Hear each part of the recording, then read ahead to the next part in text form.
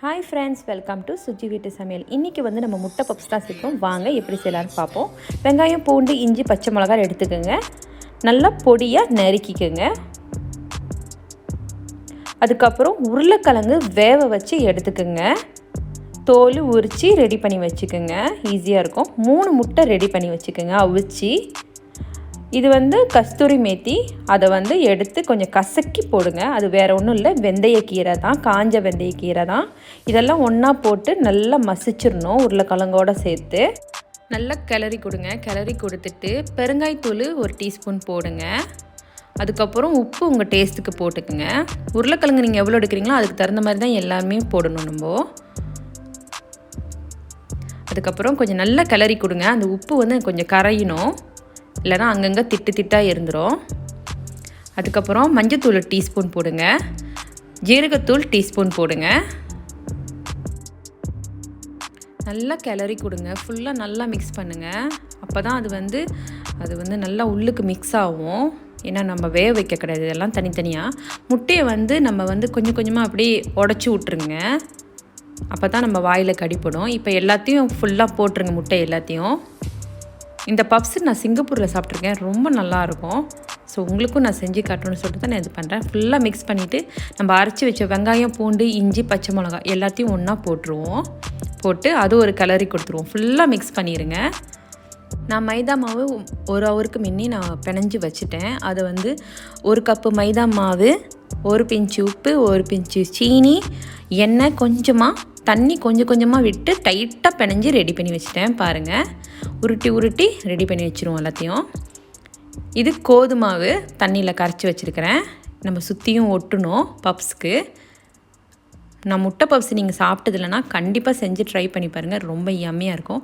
இது நான் சிங்கப்பூரில் சாப்பிட்ருக்கேன். நான் சிங்கப்பூரில் இருக்கும்போது நான் இது சாப்பிட்ருக்கேன், ரொம்ப யம்மியாக இருக்கும். ஸோ அது திடீர்னு எனக்கு அது சாப்பிட்ணுன்னு ஆசை வந்துருச்சு. ஸோ நீங்களும் அது கண்டிப்பாக செஞ்சு பார்த்துட்டு எப்படி இருக்குன்னு கமெண்ட்டில் சொல்லுங்கள். ரொம்ப யம்மியாக இருக்கும். ரொம்ப ஈஸியாக இது வந்து நம்ம மடிச்சிடலாம். நான் எப்பயுமே எனக்கு இது ரொம்ப ஈஸியாக இருக்கிறதுனால நான் இந்த மாதிரி தான் எப்பயுமே செய்வேன். சுற்றியும் இந்த மாதிரி வந்து நான் கோதுமாவை வந்து கரைச்சி வச்சதை வந்து ஒட்டி வச்சுட்டேன். பாருங்கள், ஈஸியாக இப்படி ஒரு மடிப்பு, இப்படி ஒரு மடிப்பு, லைட்டாக ப்ரெஸ் பண்ணுங்கள். பாருங்கள், கீழேயும் கொஞ்சம் உள்ளுக்கு கையை இந்த சைடு ஒரு கையை வச்சு உள்ளுக்கு லைட்டாக ப்ரெஸ் பண்ணுங்கள். ப்ரெஸ் பண்ணோன்னா இந்த கோன் வந்துருச்சு. நம்ம ஸ்டஃபிங் ரெடி பண்ணி வச்சதுனால அதை வந்து கொஞ்சமாக உள்ளுக்கு விட்டு கையால் அப்படி லைட்டாக ப்ரெஸ் பண்ணுங்கள். ரொம்ப அழுத்திடாதீங்க, ரொம்ப கூடையும் வைக்காதீங்க, அப்புறம் நம்ம ஒட்டி வச்சதெல்லாம் பிரிஞ்சு வந்துடும். சுற்றியும் விட்டு ஒரு மடிப்பு மடிச்சிடுங்க. அவ்வளோதான். ரொம்ப ரொம்ப ஈஸி. நம்ம கோன் வந்து நம்மளுக்கு வரலன்னு சமயத்தில் ரொம்ப கஷ்டமாக இருக்கும். நிறைய பேர்த்துக்கு இந்த மாதிரி வராது. ஆனால் வந்து இந்த மாதிரி செஞ்சு பாருங்கள், ரொம்ப ஈஸியாக நீங்கள் மடிச்சிடலாம். பாருங்கள், ரொம்ப அழகாக வந்துருச்சு. நான் இன்னும் தடவை சொல்லிக் கொடுக்குறேன். இது மாதிரி நான் நிறையா செஞ்சு வச்சுட்டேன், இன்னும் செய்கிறேன் பாருங்கள்.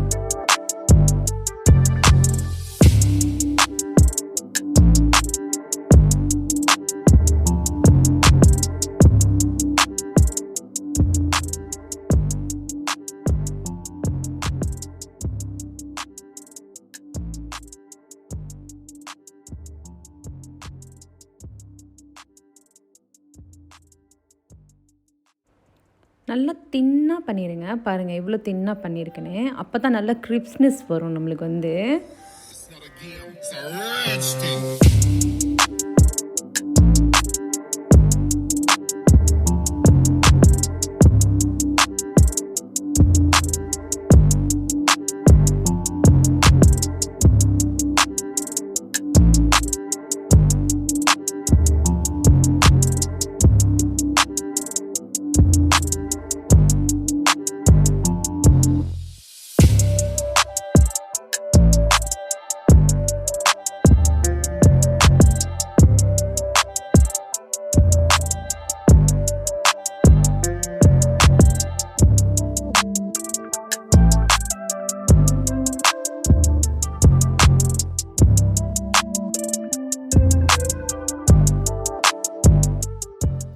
ஃபுல்லாக எல்லாத்தையும் நான் ரெடி பண்ணி வச்சுட்டேன். எண்ணெயும் சூடு பண்ணிக்கிட்டு இருக்கிறேன் பாருங்கள். நல்லா ஹையாக வச்சுட்டு அதுக்கப்புறம் ஸ்லோ மிஷின் வச்சுருங்க. நான் 8 தான் பொரித்தேன், மற்றதெல்லாம் வந்து ஃப்ரீசரில் எடுத்து வச்சுட்டேன். இது 2 வாரத்துக்கு நம்ம யூஸ் பண்ணிக்கலாம். இப்படி போட்டோன்னா நல்லா பொரியணும். அதுக்கப்புறம் சிம்மில் வச்சுருங்க, லைட்டாக மீடியம் சிம்மில் வச்சுருங்க. கோல்டன் கலர் வர வரைக்கும் நீங்கள் ஃப்ரை பண்ணிடுங்க. ஏன்னா உருளைக்கிழங்கு நம்ம உள்ளுக்கு வெந்துருச்சு. இதுக்கப்புறம் மேலே இருக்கிற மாவு தான் நம்மளுக்கு வேகணும். ஒரு டிஷ்யூ பேப்பரில் வச்சு வடித்து எடுத்துருங்க. முட்டை பப்ஸ் ரெடி ஆயிடுச்சு. இப்போ 2வது எடுத்து நம்ம போடுறோம். நான் 8 பப்ஸ் தான் செஞ்சேன். மீதி பப்ஸ் எல்லாமே நான் ஃப்ரீசரில் வச்சுட்டேன்.